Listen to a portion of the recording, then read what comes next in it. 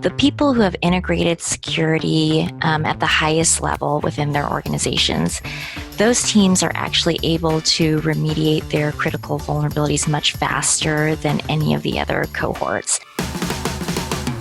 Hi, you're listening to The Secure Developer. It's part of the DevSecOps community, a platform for developers, operators, and security people to share their views and practices on DevSecOps, Dev and Sec collaboration, cloud security, and more. Check out mydevsecops.io to join the community and find other great resources. This podcast is sponsored by Snyk. Snyk is a dev-first security company helping companies fix vulnerabilities in open source components and containers without slowing down development. To learn more, visit snyk.io. Hello, everyone. Thanks for tuning back in to The Secure Developer. I'm Guy Podjarny, and today we're going to have a different format episode. In this show, you hear a lot of opinions and experiences from people trying to tackle security and development or DevSecOps, and I think those are very valuable. But in this specific episode, we'll try to focus on data, and we have some great guests who dug into more broad data around what works and what doesn't work. And we'll kind of get a bit of an inkling to some of these sort of great data perspectives. So we have three great guests. I'm going to call them out and let them introduce themselves. First, we have Alanna Brown, who's been spearheading the DevOps State of DevOps Report at Puppet. Alanna, thanks for tuning in. Can you tell us a couple of words about yourself?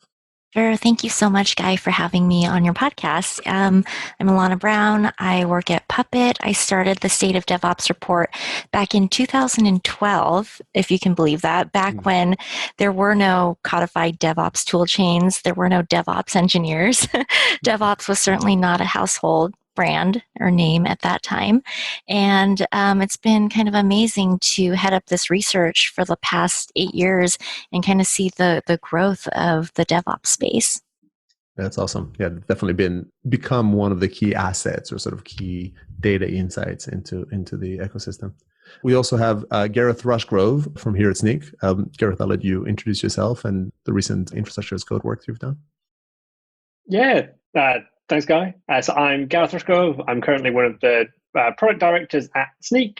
I was actually previously a colleague of Alanna over at Puppet, and I've been sort of around the DevOps sort of space for a while. I'm also the curator of Devops Weekly, which I started 10 years ago. Most recently, I've been doing a bunch of work around infrastructure as code, so overlapping some of my interests from Puppet and Snyk, looking at like how we can better secure infrastructure via that infrastructure as code. Cool. Thanks, Gareth. And last but very much not least, we have a guest that we've had the pleasure of having on the show not too long ago, talking about sort of the DevSecOps hub and practices. We have Alyssa Miller from Snyk as well. Alyssa, can you say a couple of words about yourself and the state of open source security? Sure. Yeah, my name is Alyssa Miller. I'm an application security advocate here at Snyk. So, I was a developer for about a decade before I got into security. I've spent almost the next 15 years working in specifically the application security space more than anything else. And recently we completed research and authoring of the State of Open Source Security Report, which draws together a lot of different data sources from Snyk, from the open source community, and even surveys that we conducted within the various developer security and operations communities. Awesome. So again, thanks everybody for joining here as guests. Let's kind of go through a bunch of questions or perspectives of security. Maybe we start with just the status of where things stand. How vulnerable are we, in terms of looking at the security of the current ecosystem. Alyssa, maybe we'll start with you a little bit. You've done some inspection of vulnerability state with the latest report. How do we fare? What's the current status? Yeah, so we looked at a lot of, just overall growth of the ecosystems, first of all, and certainly open source continues to grow amazingly quickly at over 100% rate overall, just looking at the number of packages available. And so one of the stats we like to track just are the number of vulnerabilities that are being identified across the various open source ecosystems. And while certainly, of course, we saw new vulnerabilities this year like we would see every year, the rate at which we saw new vulnerabilities actually dropped a little bit. So there weren't quite as many new vulnerabilities reported this year as we saw last year. So that's I mean, 1 year does not a trend make by any stretch of the imagination, but certainly something that we're going to keep an eye on because, boy, that would be a really encouraging thing to see. Conversely, we expand beyond just open source packages. We did look at the container world as well, and just some of the top official images with Docker Hub, and a little bit different story there. There we're seeing those official container images. They still, some particular outliers are really notable in terms of the number of vulnerabilities that exist in those official images out there. So kind of a mixed bag. I think we're seeing, and we'll talk more about it, I'm sure, but definitely security practices being more adopted, more of a DevSecOps culture being looked at. But I know Gareth and Alanna have a lot to add in terms of those particular subjects as well. Definitely, like some line of hope, but especially on the container side, sounds like we haven't quite made as much progress as possible. I mean, I don't know, Gareth, Alanna, what have you sort of seen in this space? Does it match the data in your own research? Well, I'll jump in and say that every year we do look at specific performance outcomes. And I think relevant to this conversation, last year we looked at the time to remediate critical security vulnerabilities. And what we found is that the people who have integrated security at the highest level within their organizations, those teams are actually able to remediate their critical vulnerabilities much faster than any of the other cohorts. We did look at specific bands, and only 7% of our total respondents were actually able to remediate a critical vulnerability in less than 1 hour, which, 1 hour is very short time to do so. The majority of the respondents, however, were able to remediate in less than a week. And I think, just seeing all these bands, I think the main takeaway for me is that it is actually really hard to reduce the time it takes to remediate vulnerabilities, simply because there are just so many factors involved in that process. There are too many stakeholders, too many handoffs, too many approvals. And so to do that on the back end is pretty hard.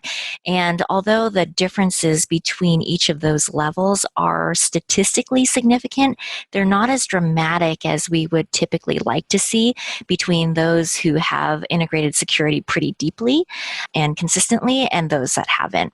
But still, that said, I think any reduction in it is a good thing in general because it still does help reduce your company's risk and exposure.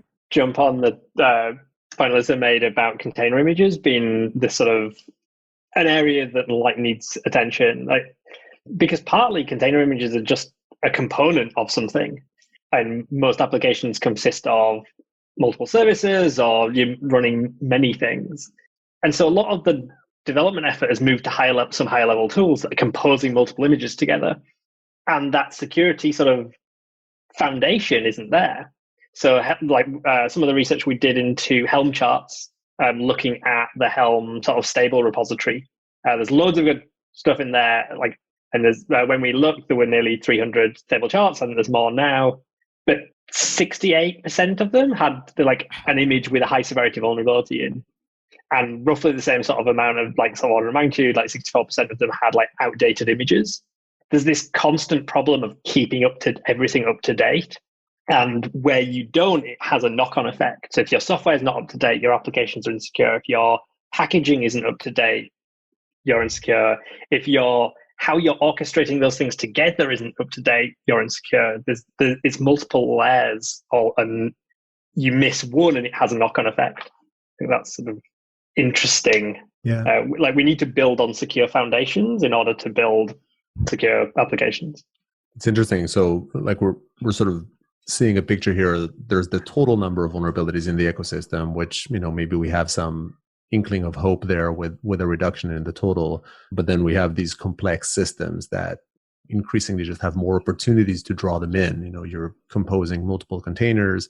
And so there's some multiplier effect of saying you might be slightly less likely to have a vulnerability in one of those, but you're going to have more of those components. So maybe combined, you get to that sort of 68% stat.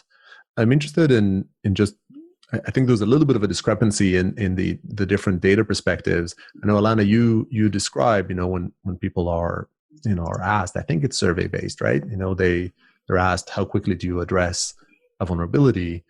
At least there's an echelon there, sort of a top echelon that is doing this in 1 hour, the others in sort of a day or in a week. Alyssa, I think that doesn't quite match some of the data that you've seen, no? Yeah, and that's true. And that's what's really kind of interesting. So within the State of Open Source Security Report, we had the opportunity to actually ask the question as a survey question about vulnerability remediation timelines. But then because we have access to aggregated data from the scans that people are performing on their software, we're actually able to look at what are some of those remediation timelines in reality. So, in our survey we asked, and when we asked about vulnerability remediation, we saw, 26% that said they would expect it in a day or less. Well over 65% said, definitely in a week or less. But when we go and we look at the actual data of what these organizations are achieving in terms of remediation, we see just about 1% that are actually fixing vulnerabilities in the same day. And these are vulnerabilities that have fixes available. 34% took 20 days or less. But what's alarming then is the remaining 65% that are 20 days or longer, and 36% of those are 70 days or longer. We saw kind of the mean was about 62 days to fix a vulnerability. The max that we saw was in lengths of years. And so it's interesting to see that disconnect. And it's one of the things we drew out in that report is a lot of people, there's a lot of expectation and a lot of belief that we're better at fixing vulnerabilities than we really are when we look at some of the data that's available. And so it's, I almost hate to say it because it feels like this little gotcha scenario we pulled out there, but it was really, it's an interesting story when you look at that and you can see how expectations don't always jive with reality. And indeed, one of the fascinating pieces that we're just starting to dig into now is, okay, who answered how as far as their roles within the organization? And you'll definitely see some upcoming updates from us on that as well. Just, the hypothesis maybe being, is it people at higher levels of management who expect these short timeframes, and then the reality is when you're down at a core developer level, maybe the expectations are different, and we'll definitely something we're still digging into and want to see what the data tells us there. We all want to rapidly speculate on this, but it's a data show, so we should be we're sticking to data. All of us want to go I think it's this and this and this. I can tell. Well, I will say, and this is data-based, people do tend to have a rosier view of what's going on when they take a survey, especially executives. So I think it's wise that you would segment by level, because the higher up in the org, the tendency is to kind of paint a rosier picture of everything. And so I think that's fascinating. And the other thing that I think is slightly nuanced is that we did ask about critical vulnerabilities versus all vulnerabilities. And so I don't know if you're able to split out your data based on the severity. That's unfortunately for the report we didn't, but that is another piece. That's one of the great things about the way we work with this data is it's kind of evergreen. We can keep dissecting it and pulling it apart. And yeah, I don't mean to speculate, but obviously part of any study you do is setting a hypothesis and then seeing does the data actually match that, because it guides your data analysis. And that's what we're trying to do. Is is that maybe the case, or is there something else at play? And that's a very good question, too, that we do want to dig further into, is understanding how do those remediation timelines shift if I'm talking about something that's critical, high CVSS score versus something that's very low severity, and perhaps maybe those are being left to take longer the way you would hope that things are, that we prioritize those more critical vulnerabilities. Yeah, for sure. Well, I think data is hard, and there are a lot of nuances and it's hard to complicate, but it's interesting, a couple of interesting theories, which, as you point out, Gareth, you're right that it's easy to theorize, and then we need to collect the data to do it around the difference between survey and reality, between seniority and definitely between how do we approach different severities and what are those different timelines. Maybe let's sort of shift. So this is a little bit about where we are and maybe how quickly we respond to these vulnerabilities. Maybe let's talk a little bit about the security practices, right? And different security controls, which ones are deployed and, which ones are effective or not.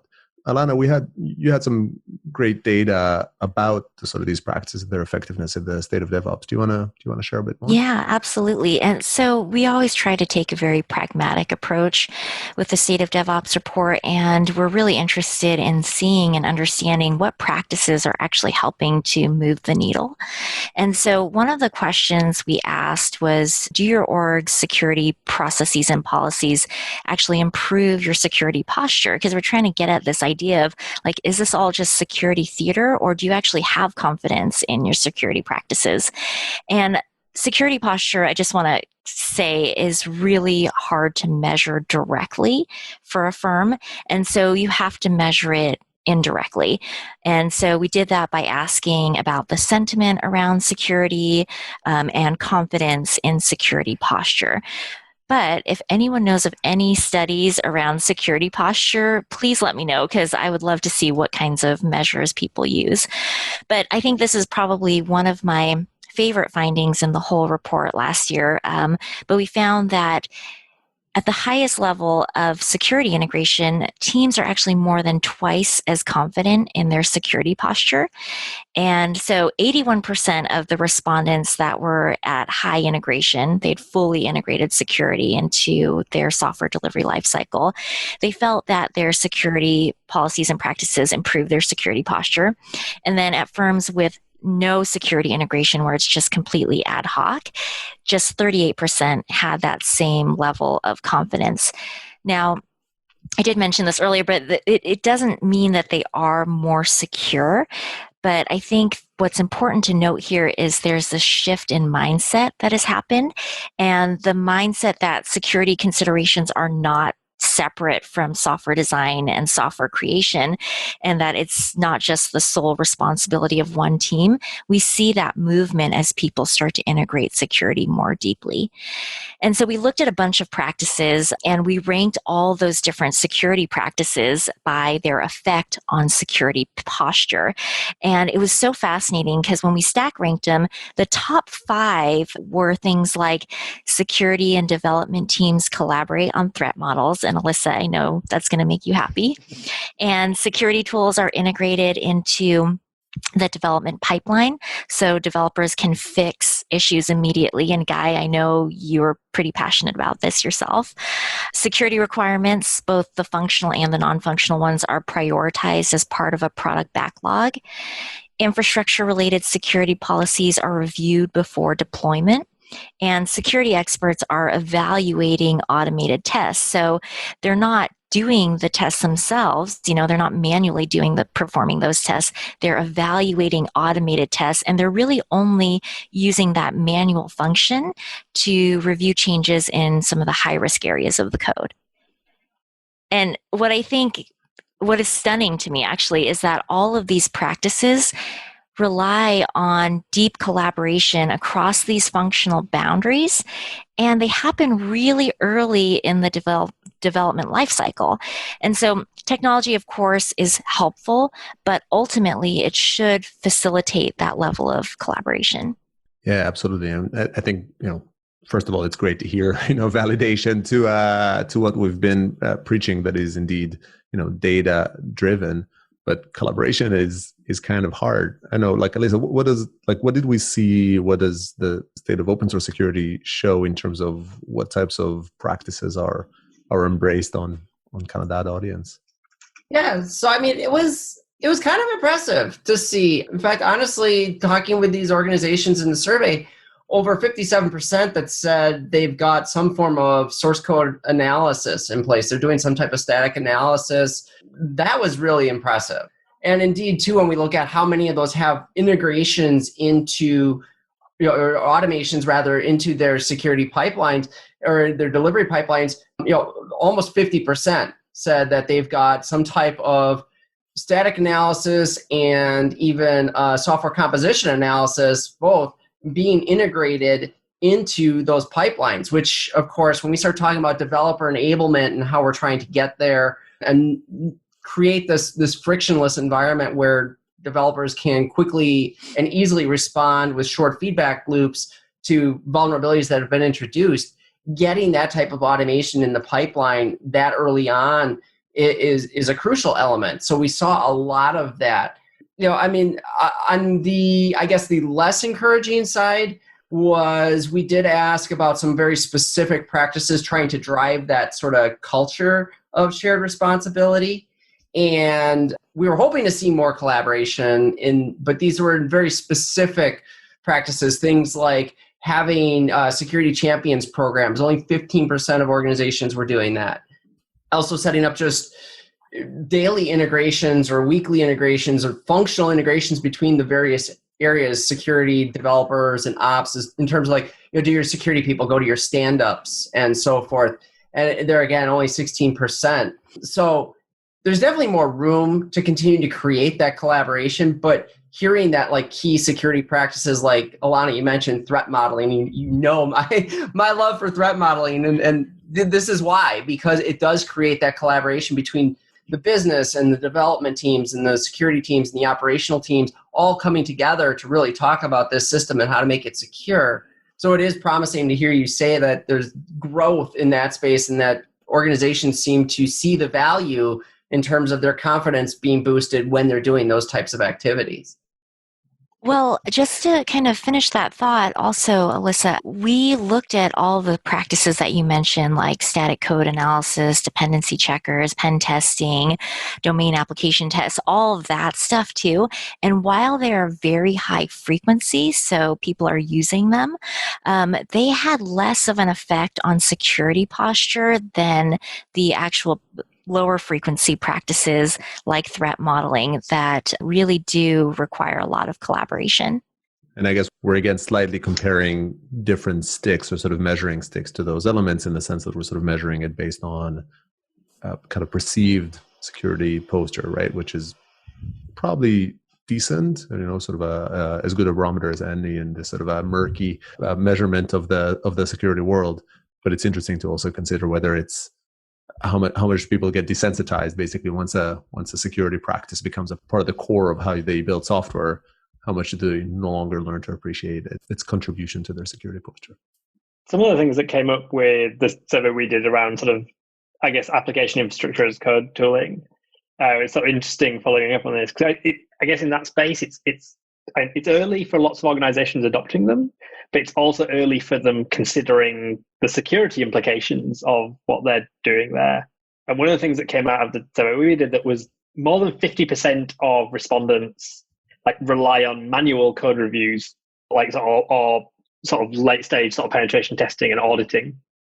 They're like, oh, yep, basically it's all manual or it's very much batch and later. And it's interesting that obviously the observations you're saying about the benefits of shifting things to earlier in the process, that the part that actually I found slightly more frightening on top of that was, I guess that makes sense in the context of it's an early adopt thing. 75% of respondents said they were somewhat or not confident at all in spotting issues via manual reviews. Even accounting for those being separate, a large chunk of people they're like, yep, we're doing code reviews. Nope, we're not at all confident in finding anything.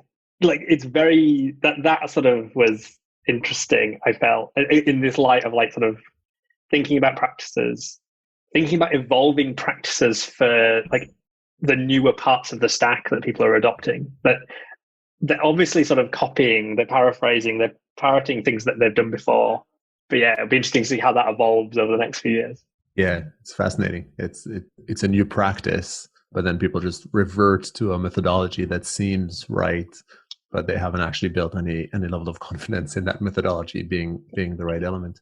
I have so there's actually an interesting data bit from a previous guest, Larry Maccheroni from Comcast, and they have actually that's a whole data episode on its own, and he's taken a very data-driven approach to driving kind of security transformation within Comcast. They measure security, or he measures security through basically the vulnerability counts and pace of remediation. So somewhat technical, but still very measurable means of sort of saying, okay, are people trending up?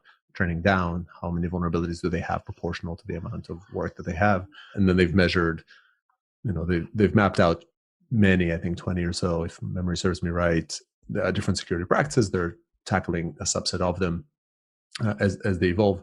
But there were all sorts of interesting tidbits that he pointed out about ineffective practices. Two that stayed with me are, one, people that had, or sort of groups, so he's comparing different groups within Comcast that have or have not embraced a certain security practice. Those that have embraced a security practice of finding vulnerabilities but have no structured program for fixing those vulnerabilities are actually worse off in terms of their eventual security posture than ones that didn't embrace any vulnerability discovery at all. So you're basically, you're better off not looking for vulnerabilities than having a vulnerability program that doesn't have a remediation plan built into it, which is interesting. It slightly makes sense when you sort of stop to think about it, but whether it's the cycles involved or it's a sense of ownership because they just diminish it, but it has kind of clear data to show that correlation, which I thought was fascinating.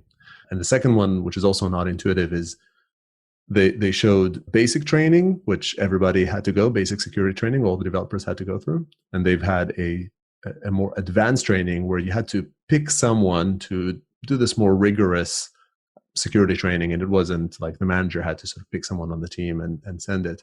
And that more advanced training ended up reducing the overall security posture of that team. The basic training improved it. They did a lot.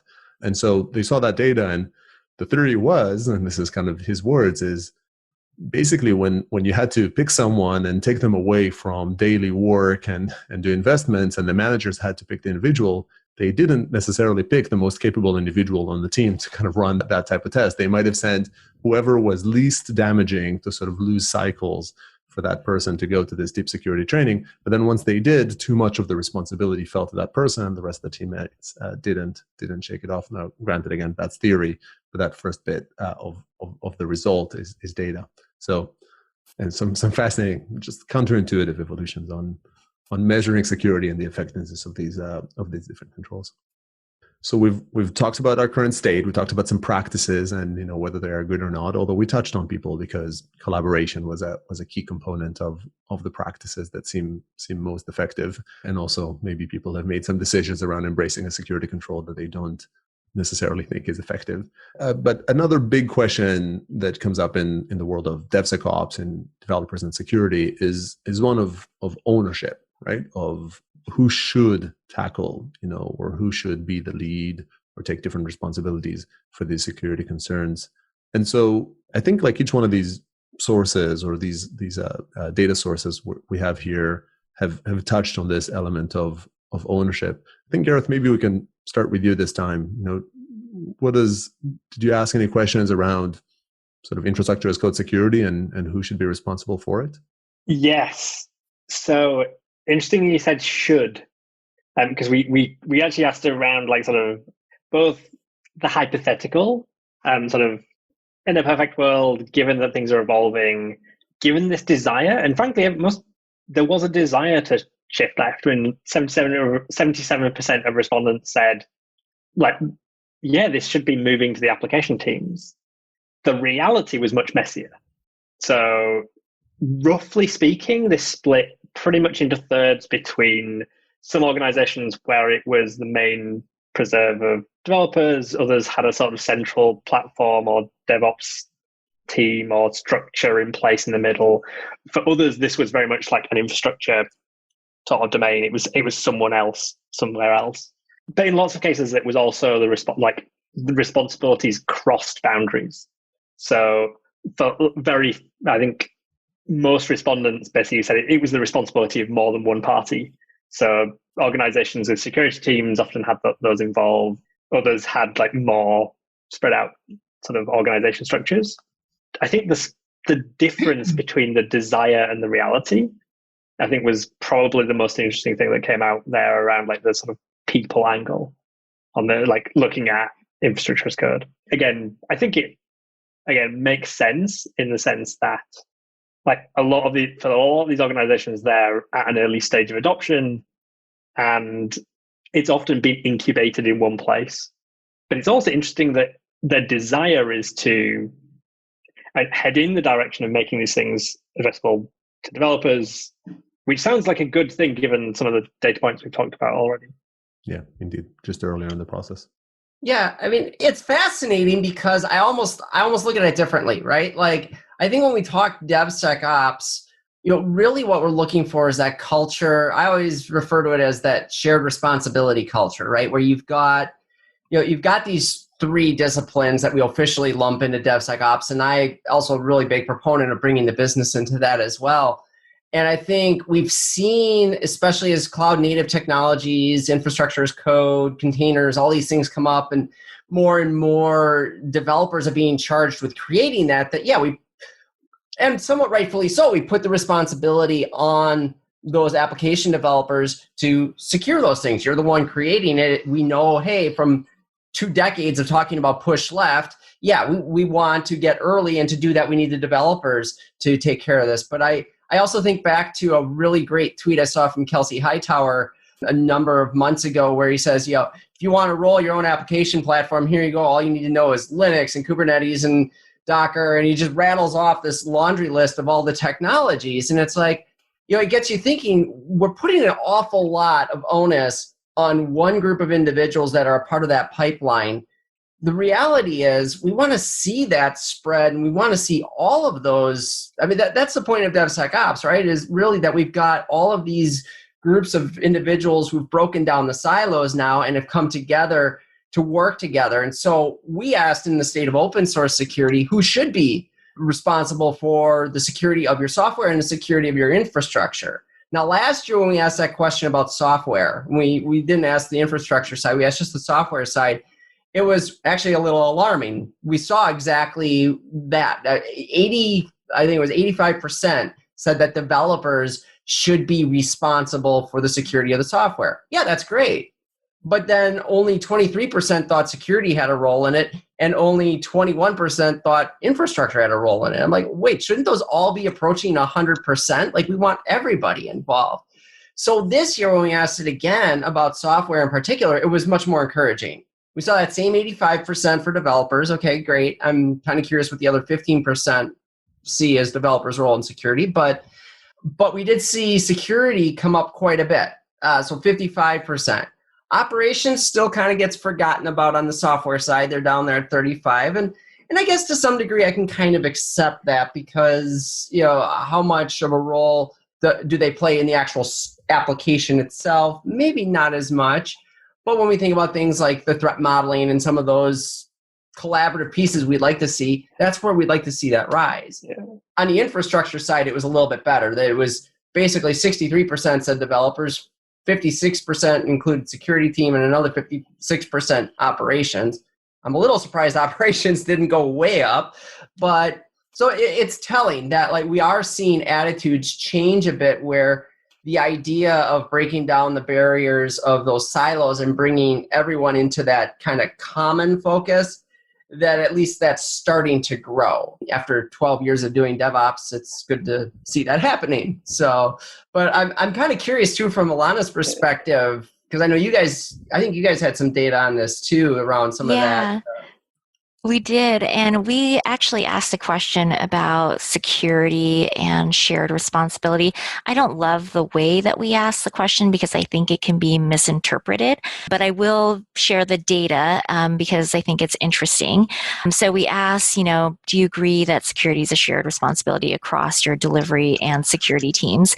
And I think a positive outcome is that as security integration goes up, as it's more deeply integrated, that level of agreement goes up as well. So, no integration, only 58% really felt that security was a shared responsibility versus at full integration, it was at 89%. So that's a 31-point difference. And I think that is a positive trend. And I think it totally makes sense. The more integrated security is, the more likely everyone is to feel that it is a shared responsibility. Now, I do want to note, though, that you go to these DevOps conferences and everything seems so rosy and the path seems so straightforward, but it's really not. The integrating security is actually really messy work, and especially in those middle stages after you've already tackled all of the low-hanging fruit. And we call this is called the J curve. So if you can imagine the Nike swoosh symbol, where things kind of start out pretty high, you're getting some quick wins, and then they quickly dip down, because then you're starting to unpack all of that complexity and it gets really messy. You kind of have to muddle through things in order for them to get better again. So that's called the J curve. And we ask teams specifically if they encounter friction when they're collaborating between security and delivery teams. And the friction actually tends to get higher in the middle as people are collaborating more. And it does start to decline at the higher levels of integration, but it never fully goes away. And, Nigel Kirsten and I, who's one of the co-authors of the report, we debated about this, and we believe that it's productive friction at that point, but we don't know. It's just a theory.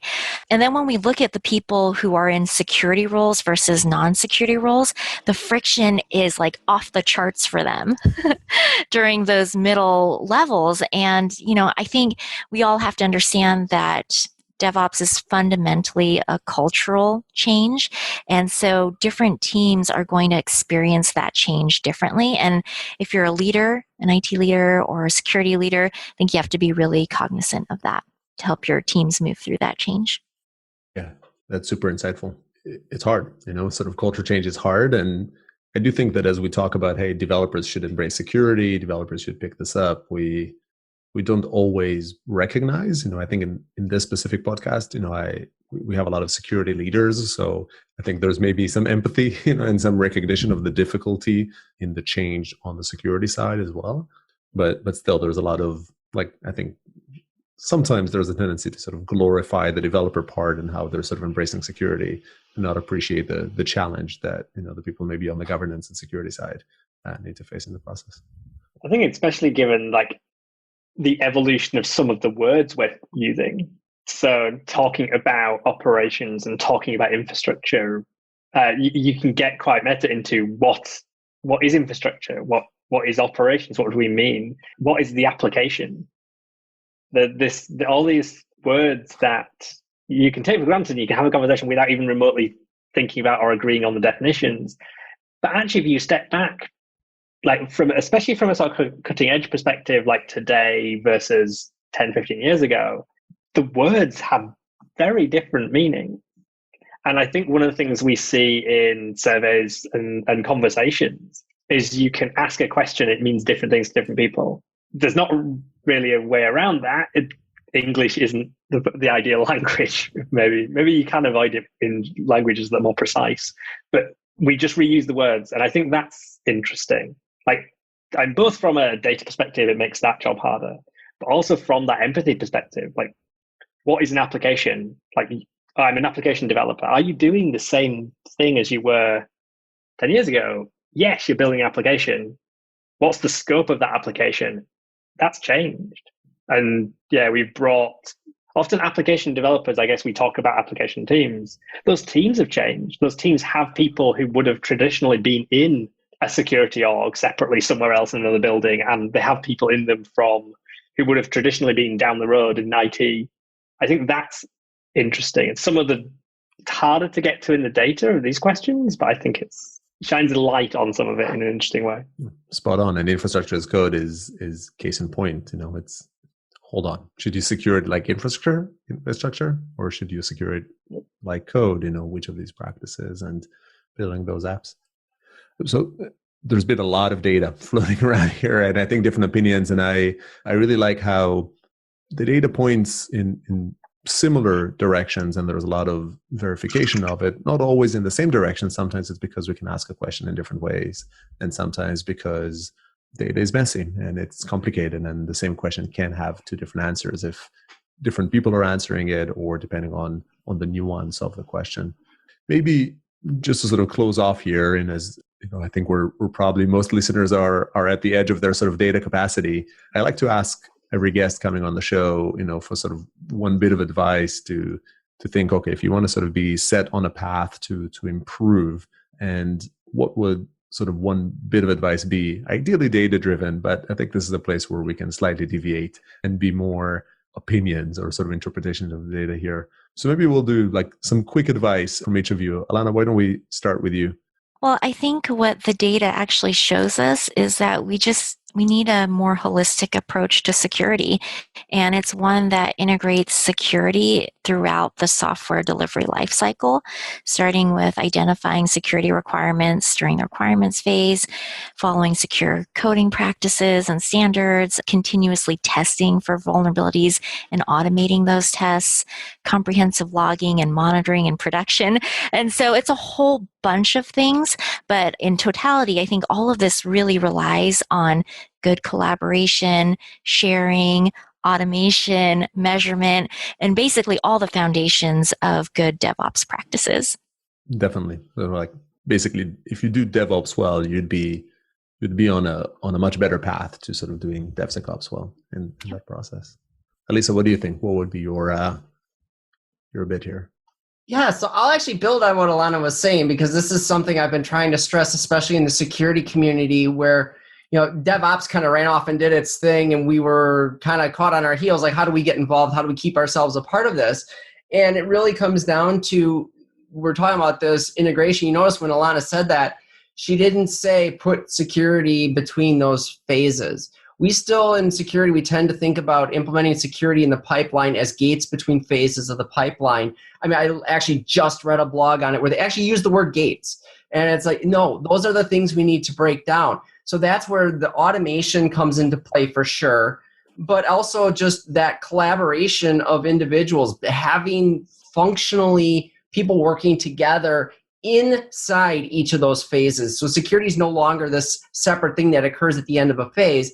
It's integrated into it. And now we're enabling the people that are responsible for those phases to complete those security practices, whether they're security practitioners, developers, business people, whomever they are.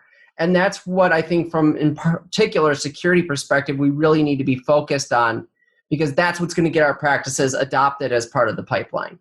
Love it. Have to sort of rethink it, sort of, like change the way you think about it, not as security in between, but rather, weaved in and sort of, a natural part of the fabric. Gareth, how about yourself? Yeah, I would drill down a little bit on, so one of the things we saw with the infrastructure as code work was some of that sort of low adoption and sort of reticence around security, or a misunderstanding of security, like around that, was an expertise problem. And people had low confidence. They were talking about sort of lack of training, lack of mentoring, lack of support and guidance. And I think that's a big opportunity for, probably not just that area, but any sort of new. If you're doing something new, appreciating early that it has security implication. Nearly everything does. And I think filling that gap, how do you fill the expertise gap? If you go from having like one person who's going to be super busy as you scale something out to scaling that expertise across a number of people, they can do that again.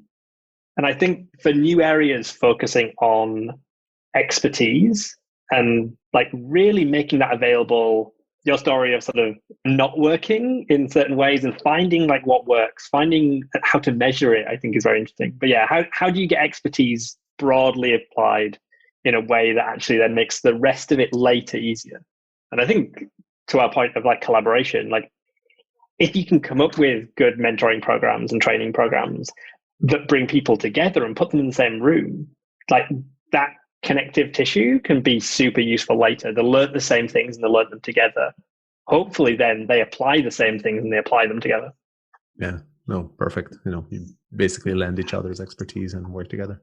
So this has been excellent. Thanks to all of you for collecting this data and sort of, sharing it, and for coming onto the podcast.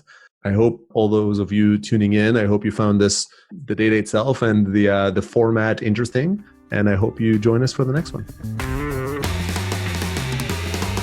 Thanks for listening to The Secure Developer. That's all we have time for today.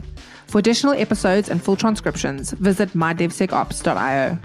If you'd like to be a guest on the show or get involved in the community, you can also find us on Twitter at @mydevsecops. Don't forget to leave us a review on iTunes if you enjoyed today's episode. Bye for now.